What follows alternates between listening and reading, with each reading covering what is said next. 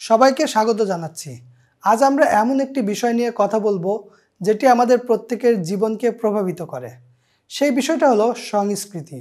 সংস্কৃতি কেবল আমাদের পোশাক, পরিচ্ছদ, ভাষা বা খাওয়া দাওয়ার মধ্যেই সীমাবদ্ধ নয়। এটি আমাদের বিশ্বাস, মূল্যবোধ, আচার অনুষ্ঠান এবং চিন্তাধারাকেও নিয়ন্ত্রণ করে। চলুন তবে বুঝে নেওয়া যাক সংস্কৃতি আসলে কি, কোথা থেকে এর শুরু, কেন এটি গুরুত্বপূর্ণ এবং সমাজে সংস্কৃতি চাপিয়ে দিলে কী ধরনের বিশৃঙ্খলা তৈরি হতে পারে। সংস্কৃতি কি? সংস্কৃতি শব্দটি এসেছে ল্যাটিন শব্দ কালচারা থেকে, যার মানে হচ্ছে চাষাবাদ বা পালন পোষণ।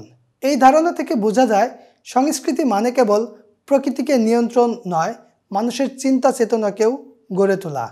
বাংলায় সংস্কৃতি মানে সুযোগকৃতি, অর্থাৎ ভালো কাজের চর্চা। এটি একটি সমাজের জীবনযাত্রার ধারা, মূল্যবোধ, নীতি, আচার, শিল্প, সঙ্গীত, শিক্ষা, ধর্মীয় চিন্তা ও ভাষা সব কিছুরই সম্মিলিত রূপ। সংস্কৃতির উৎপত্তি কোথা থেকে? সংস্কৃতির সূচনা হয় মানব সভ্যতার জন্মলগ্ন থেকেই। যখন মানুষ আগুন আবিষ্কার করলো, ভাষা সৃষ্টি করলো, সমাজবদ্ধ হতে শুরু করলো, সেই মুহূর্ত থেকেই সংস্কৃতি গঠনের প্রক্রিয়া শুরু হয়। আদিম সমাজে সংস্কৃতি ছিল মৌখিক, গান, কাহিনী বা আচার। পরে লিপির আবিষ্কারের সঙ্গে সঙ্গে সংস্কৃতি লিখিত রূপ পায়।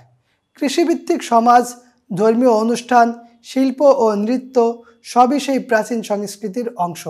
মেসোপটেমিয়া, ইন্দাস ভ্যালি, মিশর, চীন প্রতিটি সভ্যতায় সংস্কৃতির পৃথক ধারা তৈরি হয়। সংস্কৃতি কেন দরকার? সংস্কৃতি ছাড়া কোনো সমাজ টিকে থাকতে পারে না, টিকে থাকা সম্ভব নয়। এটি আমাদের পরিচয়, আমাদের বেঁচে থাকার অর্থ যোগান দেয়।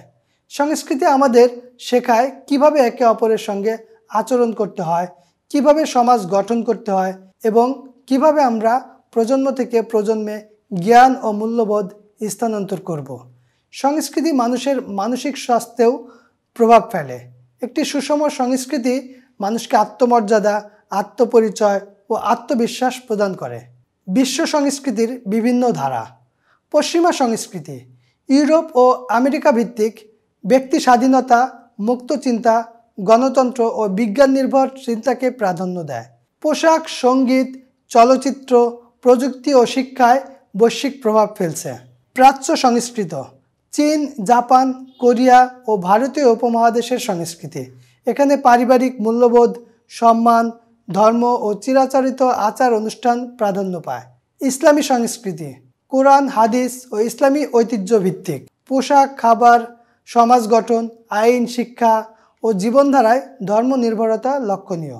আফ্রিকান সংস্কৃতি নৃত্য, সঙ্গীত, উপজাতীয় কাহিনী ও উৎসব ভিত্তিক। চেতনা, ঐতিহ্য ও কমিউনিটির প্রতি অনুরাগ এই সংস্কৃতির মূল। লাতিন আমেরিকান সংস্কৃতি ক্যাথলিক ধর্মীয় চর্চা, নৃত্য, খাবার ও উষ্ণ পারিবারিক সম্পর্কের উপর ভিত্তি করে। ইন্ডিজিনাস সংস্কৃতি আদিবাসী জনগোষ্ঠীর সংস্কৃতি, যা প্রকৃতির প্রতি শ্রদ্ধা, আধ্যাত্মিকতা ও মৌখিক ঐতিহ্যের উপর গড়ে ওঠে। সংস্কৃতি চাপিয়ে দিলে কি হয়? যখন একটি গোষ্ঠী বা রাষ্ট্র অন্য একটি গোষ্ঠীর উপর তাদের সংস্কৃতি চাপিয়ে দেয়, তখন এক ধরনের সাংস্কৃতিক আগ্রাসন তৈরি হয়। এতে কি কি সমস্যা দেখা দিতে পারে? পরিচয়ের সংকট। স্থানীয় সংস্কৃতি বিলুপ্ত হলে মানুষ নিজের পরিচয় হারায়। মনস্তাত্ত্বিক সংঘাত। নিজের চর্চিত সংস্কৃতি ও চাপিয়ে দেওয়া সংস্কৃতির মধ্যে দ্বন্দ্ব তৈরি হয়। এতে অবসাদ, আত্মঘৃণা তৈরি হতে পারে। সামাজিক বিভাজন। কেউ নিজের সংস্কৃতি ধরে রাখে, কেউ গ্রহণ করে নতুন সংস্কৃতি। ফলে সমাজে বিভক্তি ও দ্বন্দ্ব বাড়তেই থাকে। রাজনৈতিক অসন্তোষ। অনেক সময় রাষ্ট্র যদি এক ধরনের সংস্কৃতি জোরপূর্বক চাপিয়ে দেয়, তখন জাতিগত দাঙ্গা, প্রতিবাদ ও বিদ্রোহ দেখা দেয়। সৃজনশীলতার মৃত্যু। স্থানীয় শিল্প, সাহিত্য, সঙ্গীত হারিয়ে যেতে থাকে। বৈচিত্র্য হারায় সমাজ থেকে। সাংস্কৃতিক বৈচিত্র্য ও সহনশীলতা। বৈচিত্র্যই সংস্কৃতির সৌন্দর্য। আজকের বিশ্বায়নের যুগে সহাবস্থান এবং বহুত্ববাদ গুরুত্বপূর্ণ। একে অপরের সংস্কৃতিকে শ্রদ্ধা করার মানসিকতা গড়ে তুলতে হবে। সহনশীলতা ও আন্তঃসাংস্কৃতিক বোঝাপড়া উন্নত সমাজ গঠনে অপরিহার্য। বাংলাদেশের সাংস্কৃতিক বৈচিত্র্য। বাংলাদেশে রয়েছে মুসলিম, হিন্দু, বৌদ্ধ, খ্রিস্টান ও আদিবাসী সংস্কৃতির মিশ্রণ। বাংলা নববর্ষ 21শে ফেব্রুয়ারি, ঈদ, পূজা, গম্ভীরা, যাত্রাপালা, পালাগান সবই আমাদের সাংস্কৃতিক ঐতিহ্য। তবে সম্প্রতি কিছু সংস্কৃতি চাপিয়ে দেয়া কিংবা উৎখাত করার প্রবণতা সমাজে ভাঙন সৃষ্টি করছে। তাই এখনই সময় ঐতিহ্যকে ধরে রাখা, আবার আধুনিকতার সঙ্গেও ভারসাম্য বজায় রাখা। ভবিষ্যতের পথে সংস্কৃতি কোনো জাদুঘরের বস্তু নয়, এটি জীবন্ত, প্রতিনিয়ত পরিবর্তনশীল। কিন্তু পরিবর্তনের গতিপথ হতে হবে স্বাভাবিক, স্বতঃস্ফূর্ত, চাপিয়ে দেয়া নয়। নিজেদের অভ্যন্তরীণ চাহিদা থেকেই সংস্কৃতি গড়ে উঠুক। শিক্ষা, গণমাধ্যম ও পরিবার, এই 3 জায়গা থেকে সংস্কৃতির সুষম বিকাশ সম্ভব। আমরা যদি সংস্কৃতিকে বোঝার চেষ্টা করি তাহলে অনেক ভুল বুঝাবুঝি, সংঘাত ও বিভাজন দূর হয়ে যেতে পারে। সংস্কৃতি মানে প্রতিযোগিতা নয়, পারস্পরিক শ্রদ্ধা ও বোঝাপড়া। নিজেরটা ভালোবাসুন, অন্যটাকে সম্মান করুন।